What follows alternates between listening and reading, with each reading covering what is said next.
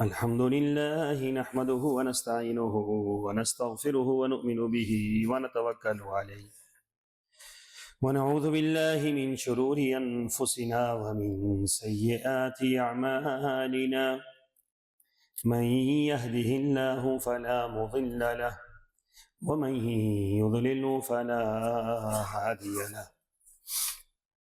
وأشهد أن لا إله إلا الله وحده لا شريك له وأشهد أن محمدا عبده ورسوله أما بعد فإن أحسن الكلام كلام الله وأحسن الهدي هدي محمد صلى الله عليه وسلم وشر الأمور محدثاتها وكل محدثة بدعة وكل بدعة ضلالة وكل ضلالة في النار. قال الله تبارك وتعالى في القرآن المجيد: أعوذ بالله السميع العليم من الشيطان الرجيم. بسم الله الرحمن الرحيم. وكل إنسان ألزمناه طائره في عنقه ونخرج له يوم القيامة كتابا يلقاه منشورا اقرأ كتابك كفى بنفسك اليوم عليك حسيبا من اهتدى فإنما يهتدي لنفسه ومن ضل فإنما يضل عليها ولا تزر وازرة وزر أخرى وما كنا معذبين حتى نبعث رسولا. اللهم صل على محمد وعلى آل محمد كما صليت على إبراهيم وعلى آل إبراهيم إنك حميد مجيد. اللهم بارك على محمد وعلى آل محمد كما باركت على إبراهيم وعلى آل إبراهيم إنك حميد مجيد. سبحانك لا علم لنا إلا ما علمتنا إنك أنت العليم الحكيم.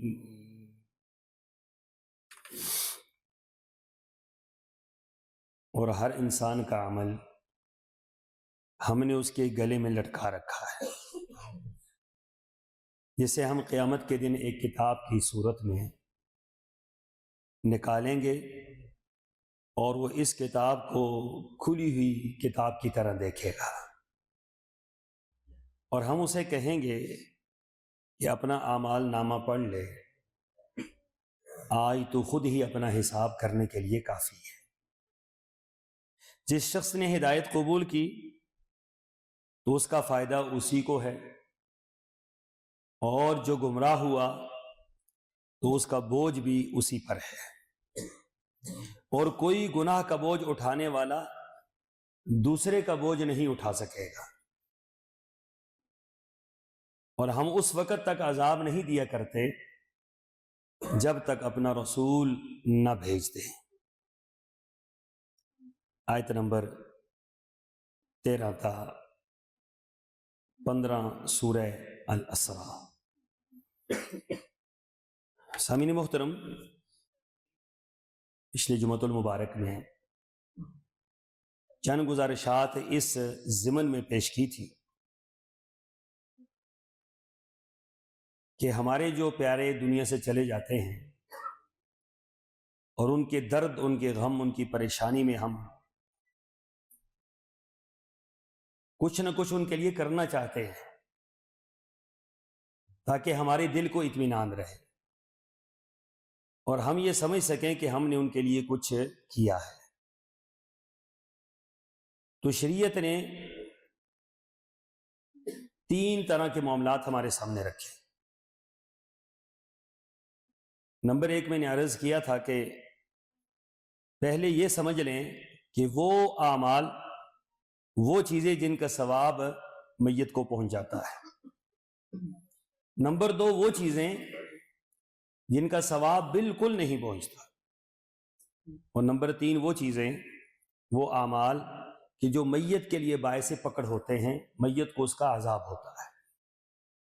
تو پچھلے جمعۃ المبارک میں نے چند اعمال وہ بیان کیے تھے آپ کے سامنے کہ جس سے میت کو فائدہ ہوتا ہے، آپ ان کے لیے صدقہ جاریہ کریں، اور اس پر میں نے تفصیلاً پچھلے جمعے میں کچھ باتیں عرض کی تھی۔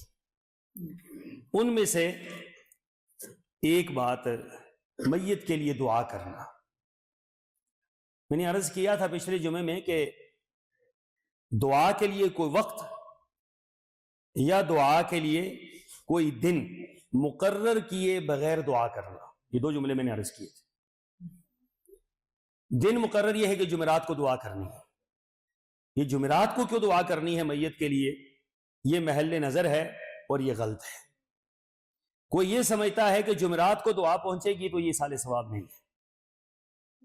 کوئی یہ سمجھتا ہے کہ فلاں وقت میں میت کو دعا پہنچے گی، یہ بھی بات غلط ہے۔ قرآن پاک نے یہ اصول بیان کیا، والذین جاءوا من بعدهم یقولون ربنا اغفر لنا ولاخواننا الذین سبقونا بالایمان ولا تجعل فی قلوبنا غلا۔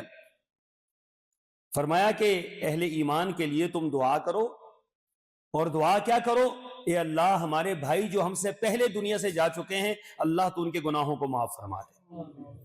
تو یہ جو نص موجود ہے قرآن پاک کی سورہ حشر کی کہ آپ دعا کریں گے، تو آپ کی دعا یہ نہیں ہے کہ آپ کے والدین کے لیے ہے، آپ کے عزیز و اقارب کے لیے ہے، بلکہ پوری کائنات کے جتنے بھی صاحب ایمان لوگ ہیں سب کے لیے آپ کی دعا ایصال ثواب کا ذریعہ ہے۔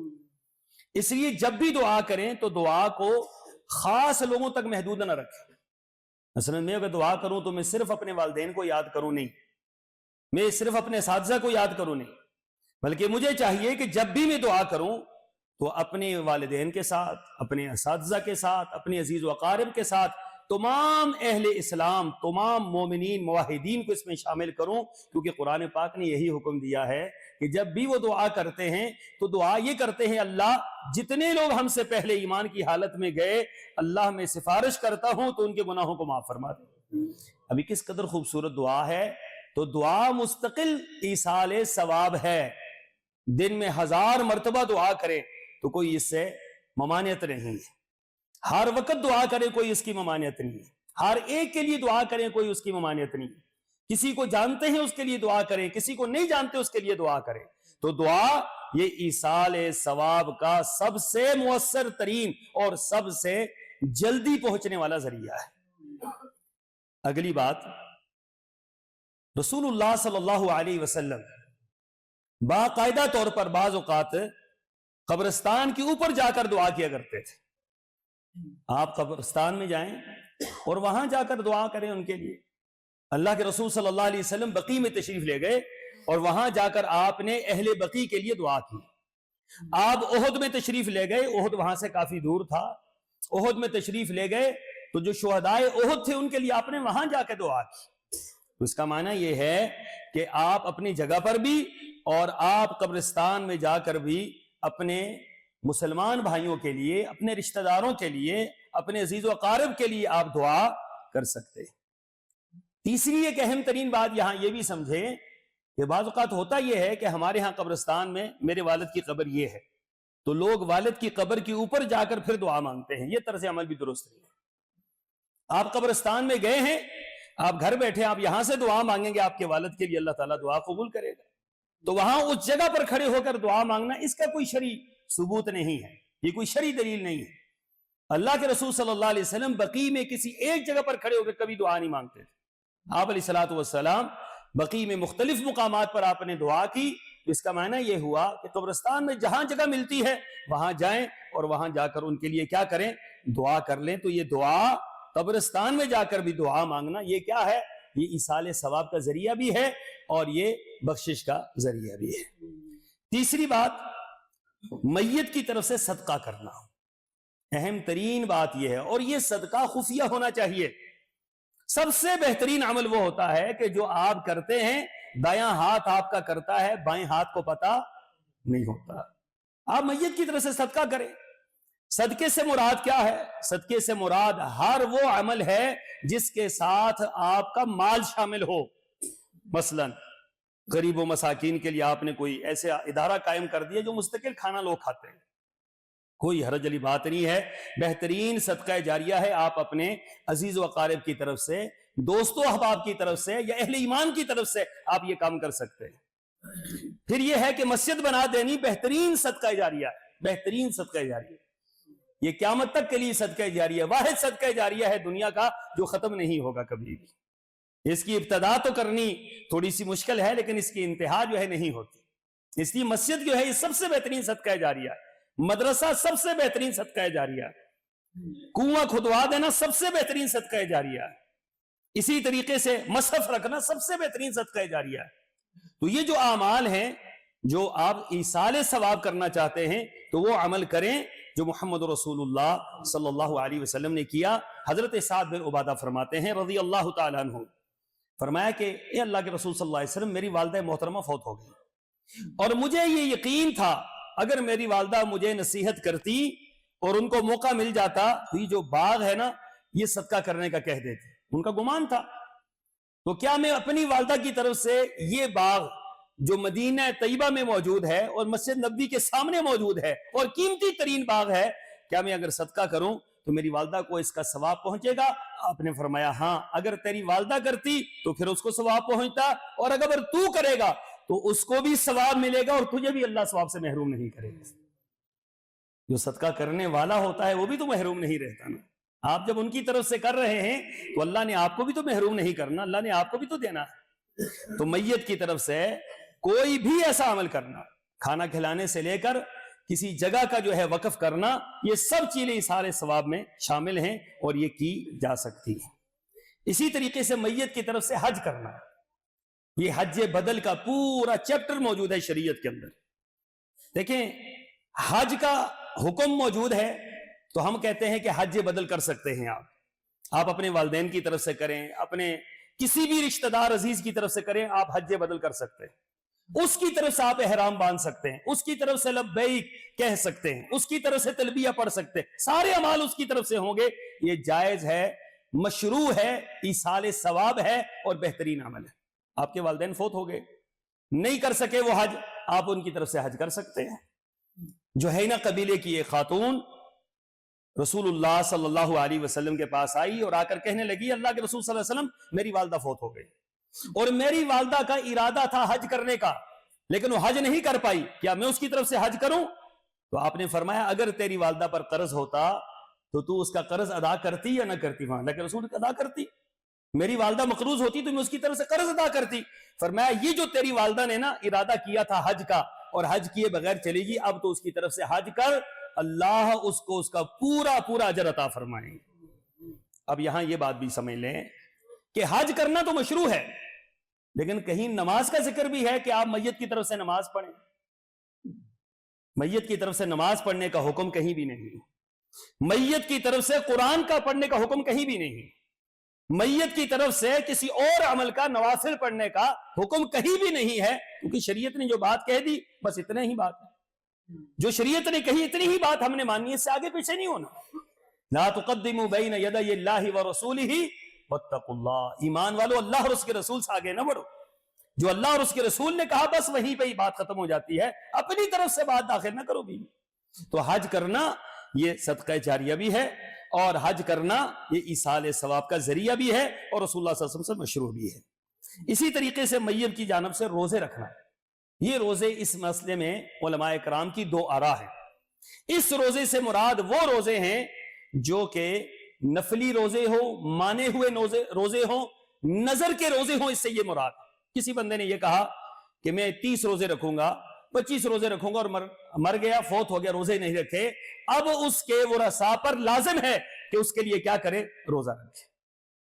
یہ نفلی روزے ہیں، فرضی روزے نہیں ہیں۔ فرضی روزے کے بارے میں علماء کرام یہ بات کہتے ہیں کہ اگر فرضی روزے کسی کے رہ گئے تو اس کے لیے آپ کفارہ ادا کریں، اس کے لیے وہ رکھنا ضروری نہیں ہے، البتہ نظر کے روزے رکھنے ضروری ہے۔ اس کی باقاعدہ نص موجود ہے. رسول اللہ صلی اللہ علیہ وسلم کے زمانے میں آپ علیہ الصلوۃ والسلام نے ایک مرد کو حکم دیا تھا روزہ رکھنے کہ آپ اپنے رشتہ داروں کی طرف سے روزہ رکھو. تو آپ کا کوئی رشتہ دار فوت ہو گیا, کوئی عزیز فوت ہو گیا, اس نے کوئی روزے مانے ہوئے تھے, تو اب آپ پر لازم ہے کہ آپ اس کی طرف سے روزے رکھیں. اسی طریقے سے میت کی طرف سے قربانی کرنا, میت کی طرف سے مستقل بنیادوں پر قربانی کرنا, یہ مشروع ہے, یاد رکھیں. اللہ کے رسول صلی اللہ علیہ وسلم کی مبارک زمانے سے یہ چیز ثابت ہے, آپ کر سکتے ہیں. لیکن اس میں ایک چیز کا خیال کریں, میں نے یہ عرض بھی کیا تھا جب قربانی کے احکام و مسائل تھے, کہ جو آپ وقف کرتے ہیں نا قربانی میت کی طرف سے, اس کو آپ اپنے استعمال میں نہ لائیں, وہ سارے کا سارا کیا کریں, وقف کر دیں, وہ سارے کا سارا صدقہ کر دیں, وہ سارے کا سارا لوگوں کو کھلا دیں. باقی جو آپ اپنی طرف سے کرتے ہیں وہ آپ کھا بھی لیں اور لوگوں کو بھی دے دیں, لیکن جو میت کی طرف سے کریں وہ سارے کا سارا اس کی طرف سے کیا کر لیں, صدقہ کر لیں. تو اللہ تعالیٰ سے یقین ہے کہ اللہ تعالیٰ اس کو ایصال ثواب کا ذریعہ بھی بنائے گا, اور میت کی طرف جو ہے وہ آپ کی خیر کا پیغام بھی جائے گا. تو یہ وہ اعمال تھے مختصراً کہ جس کا ثواب پہنچتا ہے, جو مشروع ہیں. اور آپ اندازہ لگا لیں کہ کتنے زیادہ اعمال ہیں جو مشروع ہیں. اب اگر مشروع اعمال ہی بندہ کرے جو شریعت سے ثابت ہیں, تو میرے خیال میں پوری زندگی بندہ یہ کرتا رہے تو اعمال ختم ہونے والے نہیں ہیں. اب کچھ لوگ کیا کرتے ہیں, غیر مشروع اعمال, وہ اعمال کرتے ہیں جن کا کوئی ثواب نہیں ہے, بلکہ اللہ رحم فرمائے کہ یہ اعمال کرنے کی وجہ سے کرنے والے کو اللہ تعالیٰ کل قیامت کے دن گرفت میں لے کر آئے گا کہ تو نے وہ عمل کیوں کیا ہے جو محمد رسول اللہ صلی اللہ علیہ وسلم نے نہیں کیا ہے. من احدث فی امرنا ما لیس منہ فہو رد. کوئی بندہ ایسا عمل کرتا ہے جس پر رسول اللہ صلی اللہ علیہ وسلم کی مہر نہیں ہے, فہو رد. وہ عمل کیا ہے, مردود ہے. وہ عمل اللہ تعالیٰ کے ہاں قابل قبول نہیں ہے. نیکی وہی ہے جو اللہ کے رسول نے کر دی, نیکی وہی ہے جو اللہ کے رسول نے بتلا دی, نیکی وہی ہے جو صحابہ کرام نے کر لی. اس کے بعد رسول اللہ صلی اللہ علیہ وسلم کی دنیا میں چلے جانے کے بعد ایک دن کے بعد کوئی نیا عمل ایجاد ہوتا ہے, وہ نیکی نہیں ہو سکتی, اس کو بدعت کہا جاتا ہے. اور اللہ تعالیٰ نے بدعت سے بچنے کا حکم دیا. ہر خطبے کے اندر آپ ایک بات سنتے, کوئی بیان ہو اور ہو یا نہ ہو, ایک بات آپ ضرور سنتے ہیں, وہ کیا ہے, وَشَرَّ الْأُمُورِ مُحْدَثَاتُهَا. کاموں میں سب سے بدترین کام یہ ہے کہ دین کے نام پر ایجاد کیا جائے اور دین کے اندر اس کی دلیل موجود نہ ہو. وَكُلُّ مُحْدَثَةٍ بِدْعَةٍ. ہر نیا کام دین کے اندر جو ایجاد کیا جاتا ہے وہ بدعت ہے. وَكُلُّ بِدْعَةٍ ضَلَالَةٍ. اور ہر بدعت گمراہی کا سبب ہے. وَكُلُّ ضَلَالَةٍ فِي النَّارِ. اور ہر گمراہی جہنم میں لے جانے کا سبب ہے. اس لیے ان اعمال سے بچنا ہے جو اعمال مشروع نہیں ہے, جو اعمال رسول اللہ صلی اللہ علیہ وسلم سے ثابت نہیں ہیں. ان کی بھی ایک طویل فہرست ہے جو ہمارے ہاں کیے جاتے ہیں. نمبر 1, جنازے کے ساتھ کلمہ شہادت پڑھنا. بعض اوقات لوگ کوئی کام کرتے ہیں, وہ یہ سمجھتے ہیں اس میں حرج کیا ہے. حرج یہ ہے کہ یہ رسول اللہ صلی اللہ علیہ وسلم کی سنت نہیں ہے, اللہ کے رسول صلی اللہ علیہ وسلم سے ثابت نہیں ہے. جو اللہ کے رسول سے ثابت نہ ہو, اللہ کے بندو, ہم اللہ کے رسول صلی اللہ علیہ وسلم سے آگے بڑھ رہے ہیں. یا صحابہ کرام کو کلمہ شہادت سے محبت نہیں تھی, ہمیں کلمہ شہادت سے زیادہ محبت ہے. یا صحابہ کرام کو کلمہ شہادت جو ہے وہ نعوذ باللہ من ذالک پڑھنا نہیں آتا تھا, ہمیں پڑھنا آتا ہے. یا صحابہ کرام کو اس کی عظمت کا پتہ نہیں تھا, ہمیں اس کی عظمت کا پتہ ہے. صحابہ کرام وہی کام کرتے تھے جس سے اللہ کے رسول صلی اللہ علیہ وسلم حکم دیتے تھے, اس سے ہٹ کر کوئی اور بات نہیں ہوتی. تو جنازہ اٹھاتے ہوئے کلمہ شہادت پڑھنا اور جنازہ لے جاتے ہوئے کلمہ شہادت پڑھنا, اس کا کوئی ثبوت قرآن و سنت میں موجود نہیں ہے. کیا کرنا چاہیے؟ اب کرنا کیا چاہیے؟ آپ نے جنازہ اٹھایا ہے, آپ جنازہ لے کر چل رہے ہیں, تو آپ نے کرنا کیا کرنا ہے بھائی؟ میت کے لیے دعا مانگنی ہے, اور آہستہ سے مانگنی ہے, دل کے اندر مانگنی ہے. اس وقت ساری چیزیں کس کے لیے ہو رہی ہیں؟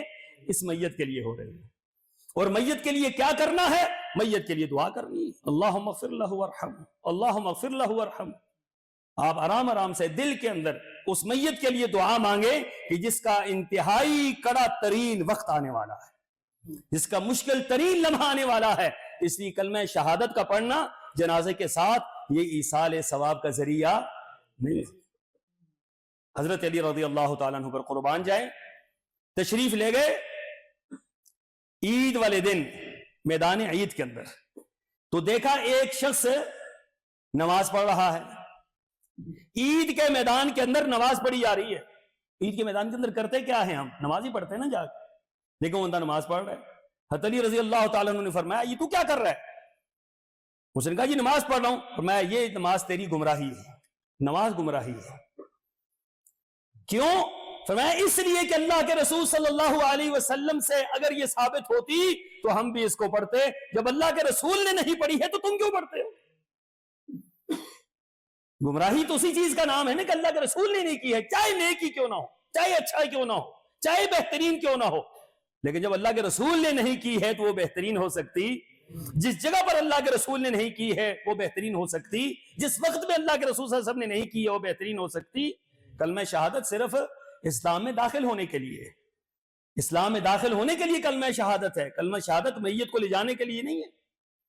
میت کو لے جاتے ہوئے کلمہ شہادت پڑھنا یہ ایصال ثواب کا ذریعہ نہیں ہے, بلکہ باعث گرفت ہے کہ آپ کیوں پڑھ رہے ہیں. اللہ کے رسول صلی اللہ علیہ وسلم نے نہیں پڑھا, صحابہ نے نہیں پڑھا, آپ کیوں پڑھتے؟ دوسری بات, رسول اللہ صلی اللہ علیہ وسلم کی حدیث آپ نے فرمایا خبردار جنازے کے ساتھ دو چیزیں نہیں جانی چاہیے. زمانہ جاہلیت میں جنازے کے ساتھ دو چیزیں چلتی تھی. ایک آواز. آواز کیا ہوتی تھی؟ وہ اپنی آواز میں میت کے لیے کچھ اچھے الفاظ کہتے تھے یا میت کی تعریف کرتے تھے آگے آگے چلتے ہوئے کہ میت بڑا اچھا تھا, فلاں تھا. آپ نے منع کر دیا, خبردار یہ کام نہیں کرنا. جب اس کی تعریف نہیں کرنی تو کوئی اور عمل بھی آپ نے بتلایا نہیں بتلایا, تو کوئی اور عمل بھی نہیں کرنا. اور اسی طریقے سے فرمایا ولا نار, اور اس کے آگے آگ لے کر بھی نہیں چلنا. زمانہ جاہلیت میں یہ ہوتا تھا کہ میت کے آگے آگ لے کر چلتے تھے, تو میت کے آگے آگ لے کر چلنا اللہ کے رسول صلی اللہ علیہ وسلم نے اس سے کیا کر دیا؟ منع کر دیا. تو میت کے آگے آگ لے کر چلنا اس کی بھی ممانعت, اور میت کے چلاتے ہوئے, میت کو لے جاتے ہوئے اس وقت کوئی کلمہ, کوئی جملہ, کوئی بات کرنی یہ قطعاً جائز نہیں ہے, اللہ کے رسول صلی اللہ علیہ وسلم نے منع فرما دیا. دوسری بات,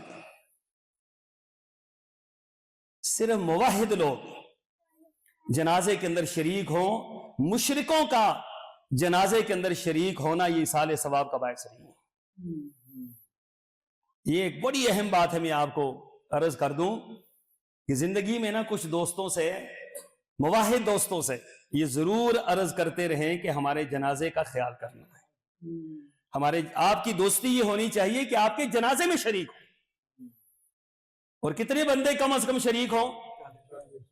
40 تو وہ ہیں جو دعا کریں اس کے لیے, 40 وہ ہیں جو اس کے لیے دعا مانگے. موحد مسلمان, موحد اہل توحید کا وزن دیکھیے اللہ تعالیٰ کے. فرمایا 40 مومن موحد مسلمان جس کے لیے دعائیں مغفرت کرتے ہیں, اللہ تعالیٰ کو شرم آتی ہے, اللہ ان کو خالی نہیں لوٹاتا, اللہ ان کی دعا کو قبول کر لیتا ہے. تو 40 لوگوں سے تو دوستی ہونی چاہیے نا اہل توحید سے. اس لیے ہم کہتے ہیں کہ اپنی دوستیاں اہل توحید سے لگائیں, توحید کی بنیاد پر دوستیاں رکھیں, باقی کسی بنیاد پر دوستیاں نہ رکھیں. باقی کی کوئی بنیاد کام نہیں آئے گی, دنیا کے اندر بھی نہیں قائم آئے گی, آخرت کے اندر تو کام آنے ہی نہیں. وہ رشتہ کیا رشتہ ہے کہ مرتے ہی وہ رشتہ ختم ہو جائے؟ وہ رشتہ تو وہ ہے نا جو مرنے کے بعد جب جنازے میں کھڑا ہو تو اللہ اس کی لاج رکھتے ہوئے آپ کے گناہوں کو معاف کر دے. یہ کیا بات ہے یہ؟ ان اقسم علی اللہ لا بر. فرمایا ایسے اللہ کے بندے ہوتے ہیں اہل توحید کہ جب اللہ پر قسم اٹھا لیتے ہیں اللہ تعالیٰ ان کی قسم کی لاج رکھتے ہوئے اللہ تعالیٰ ان کی قسم کو پورا فرما دیتا ہے. یہ اللہ کا اہل توحید کے ساتھ بڑا گہرا تعلق ہے. موحدین حضرات کا, تو مشرک کا نماز جنازہ کے اندر شامل ہونا یہ ایصال ثواب کا باعث نہیں ہے. یہ کبھی یہ کوشش نہ کیا کریں کہ زیادہ سے زیادہ لوگ شریک ہوں, کبھی یہ کوشش نہ کیا کریں.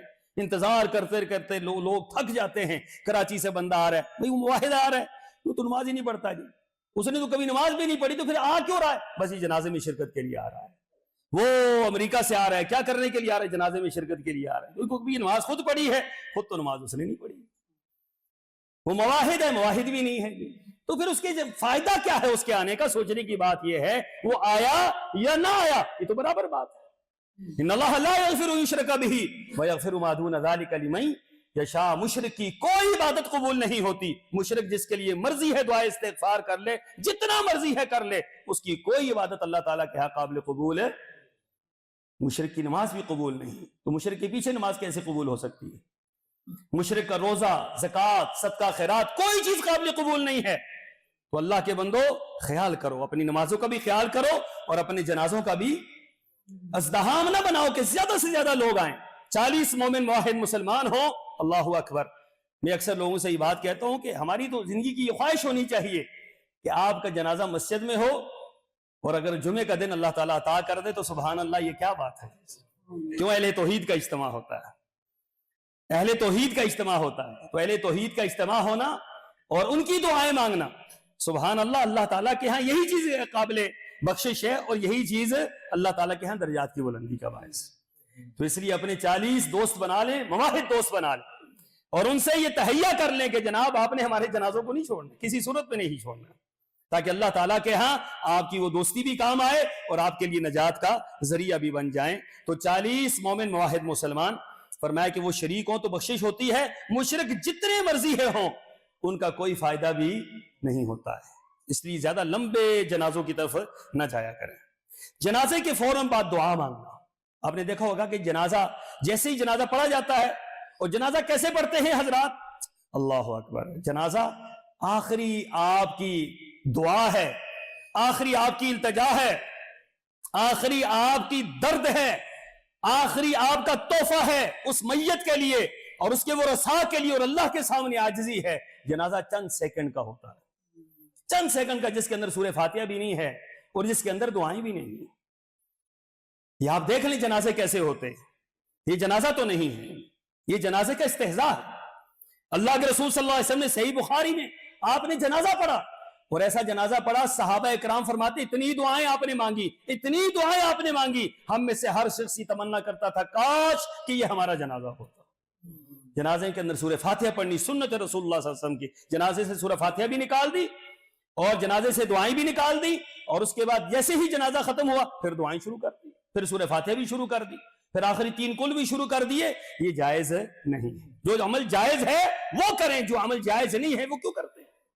اپنی طرف سے جو ایجاد کردہ عمل ہے اس پر تو آپ زور دے کر کرتے ہیں، جو اللہ اور اس کے رسول کا عمل ہے اور اللہ اور اس کے رسول کا حکم ہے وہ کیوں نہیں کرتے؟ تو اس لیے ایک جنازے کے فوراً بعد دعا کرنا قطعاً جائز ہے۔ جنازہ خود دعا ہے اور جنازے کے بعد دعا کرنا، اسی طریقے سے اس طرح نماز آپ نے پڑھی ہے تو نماز دعا ہے، اور نماز کے فوراً بعد دعا مانگنا یہ جائز نہیں ہے۔ نماز کے فوراً بعد ہاں کوئی کہہ سکتا ہے دعا کرنے کا، تو الگ مسئلہ ہے، لیکن آپ نے دیکھا ہوگا فرضوں سے سلام پھیرتے ہیں فوری طور پر دعا مانگتے ہیں۔ اب لوگ اس وقت تک نہیں اٹھتے جب تک دعا نہیں مانگی جاتی۔ تو یہ سارے کے سارے اذکار جو آپ نے نماز کے بعد پڑھنے ہوتے ہیں سارے اذکار رہ جاتے ہیں۔ ایک بدعت آتی ہے تو سنت جو ہے وہ اٹھ جاتی ہے۔ بدعت کی نحوست یہ ہے کہ سنت کا لوگوں کو پتہ ہی نہیں ہوتا۔ 99% عوام کو پتہ نہیں ہے کہ نماز کے بعد اذکار کرنے ہوتے ہیں۔ کیوں؟ نماز کے بعد ہاتھ اٹھایا، دعا کی، بات ختم ہو گئی، اذکار سارے کے سارے رہ گئے، جبکہ رسول اللہ صلی اللہ علیہ وسلم نے اذکار بتلائے ہیں نماز کے بعد۔ اسی طریقے سے نماز جنازہ کے فوراً بعد دعا کرنا جائز نہیں ہے، ایصال ثواب کا ذریعہ نہیں ہے۔ میت کے ساتھ قرآن کی آیات رکھنا، کفن کے اندر قرآن کی آیت رکھتے ہیں، کفن کے اوپر قرآن کی آیات لکھ دیتے ہیں، بلکہ ہم نے تو یہ دیکھا ہے کہ کفن کے اندر پورا قرآن لوگ رکھ دیتے ہیں۔ اللہ اکبر، یہ ایصال ثواب کا ذریعہ نہیں ہے، یاد رکھیں، یہ خلاف شریعت۔ اگر ایسا ہوتا تو ہر صحابی کے ساتھ ایک قرآن دفن ہوتا، ہر محدث کے ساتھ ایک قرآن دفن ہوتا۔ اللہ کے بندو، یہ کیا کر رہے ہیں آپ؟ یہ کس دین کے پیروکار ہیں آپ؟ رسول اللہ صلی اللہ علیہ وسلم کا دین یہ بات کہتا ہے کہ آپ یہ کام کریں، قرآن کو ساتھ دفنا دیں آپ۔ اللہ تعالیٰ کے ہاں کل کیا جواب دیں گے کہ قرآن کا کیا قصور تھا کہ میت تو گئی ہے، قرآن کو بھی آپ نے ساتھ دفنا دیا، آپ نے آیت الکرسی کو ساتھ دفنا دیا، اور یہ سمجھ لیا کہ آیت الکرسی اگر نام دیکھیں وہاں حساب و کتاب کس نے لینا ہے قبر کے اندر؟ جی منکر اور نکیر یہ بات نہیں سمجھتے کہ اوپر کیا لکھا ہوا ہے۔ منکر اور نکیر کو کوئی اس بات سے غرض نہیں ہے کہ اس کے اندر رکھا ہوا کیا ہے، منکر نکیر کو کوئی اس بات سے غرض نہیں ہے کہ آنے والا آیا کیوں ہے، منکر نکیر کو اس بات سے غرض ہے کہ مر ربو کا، تیرا رب کون ہے۔ 50 قرآن پاک 1000 قرآن پاک لے کر جائیں لیکن مر ربو کا کوئی جواب نہیں ہے تو منکر نکیر نے نہیں چھوڑنا کچھ۔ ما دینو کا، تیرا دین کیا ہے، یہ سوال ہونا ہے، یہ سوال تو نہیں ہونا اللہ کیا بات ہے جی پاکستان کے ایک مسلمان آیا ہے قرآن پاک لے کے آیا ہے، تو آپ کا کیا خیال ہے منکر نکیر قرآن پاک کو چومے ہو گے اور کہیں گے بھائی جاؤ تم کامیاب ہو گئے؟ ایسا استہزاء کرتے ہیں دین کے ساتھ، ایسا مذاق کرتے ہیں کہ آیت الکرسی اوپر لکھی ہوئی ہے کہ منکر نکیر کہیں گے آیت الکرسی لکھی ہے جی بڑا موحدہ بندہ آ گیا۔ یہ مذاق نہیں ہے شریعت کے ساتھ، اسلام کے ساتھ، اللہ کے احتساب کا جو نظام ہے اس کے ساتھ استہزاء نہیں ہے۔ تو فرمایا کہ خبردار میت کے ساتھ قرآن پاک کی آیات رکھنا یہ ایصال ثواب کا ذریعہ نہیں ہے۔ کفن کو زمزم سے دھونا، کہتے ہیں جی کیا بات ہے، کفن ایسا پہنایا ہے جو زمزم سے دھلا ہوا تھا۔ میں کہتا ہوں زمزم بھی سے بھی آپ نہلا دیں کسی کو، جب تک اس نے سوالوں کے جواب نہیں دینے اس وقت تک اس نے کامیاب نہیں ہونا۔ جب تک وہ موحد نہیں ہوگا، اس کی نمازیں پوری نہیں ہوگی، اس کا دین ٹھیک نہیں ہوگا، جو مرضی ہے کر لے، زمزم سے نہلا دیں، زمزم کے پانی سے اس کو غسل دے دیں، زمزم کے پانی سے کفن اس کو دھو کر ڈال دیں، جو مرضی ہے ڈال دیں، اگر اس کا اپنا عمل ٹھیک نہیں ہے تو اس کی بخشش ہے۔ اس لیے زمزم کے پانی سے دھونا یہ اہل بدعت کا عمل ہے، اہل سنت کا عمل نہیں ہے۔ کبھی آپ نے کسی صحابی سے نہیں سنا ہوگا کہ صحابی کا کفن لایا گیا، زمزم سے دھو کر اس کے اندر کفنایا گیا ہے۔ کہاں ہے یہ بات؟ یہ ایصال ثواب کا ذریعہ نہیں ہے۔ غلاف کعبہ کا کفن میں رکھنا، وہ وہاں سے ایک ساتھی ہمارے ساتھ گیا تھا تو وہ کعبے سے غلاف اس کی چھوٹی چھوٹی وہ لکیریں وہ اٹھال کر لے آیا، اس کے دھاگے نکال کر لے آیا، تو وہ مجھے بار بار دکھاتا تھا۔ یہ میں نے کہا آپ کہیں سے ملے ہوں گے اس کو؟ تو کہتا ہے نہیں جب میں گیا تھا دعا کرنے کے لیے تو میں نے وہاں سے کھینچ لی تھی۔ تو میں نے کہا کیوں کھینچی تم نے وہاں سے؟ تو چوری کی تم نے؟